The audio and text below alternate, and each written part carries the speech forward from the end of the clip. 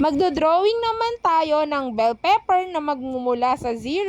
Hi kids! Welcome to Teacher Diane's Easy Drawing Tutorials. For today's video ay tuturuan ko kayong mag-drawing ng bell pepper na magmumula sa 0. Ito nga palang idin-drawing ko na ito ay mula 0 hanggang number 5. At itong mga ito ay mga uri ng gulay. Kayo ba kids ay kumakain ng gulay? Kung oo, naku, very good naman kayo. Ipagpatuloy nyo lamang yan ng pagkain ng gulay para hindi kayo magkasakit. At doon naman sa mga hindi ang sagot, ngayon pa lang dapat matuto na kayong kumain ng mga gulay. Dahil napakaraming benepisyo ang makukuha natin dito. Alam nyo ba yung kasabihang kumain ng gulay para humaba ang buhay? O kaya kids, kain na kayo ha! At yun lamang for today's video. Para sa mas marami pang easy drawing tutorials, please share nyo naman itong aking video kids.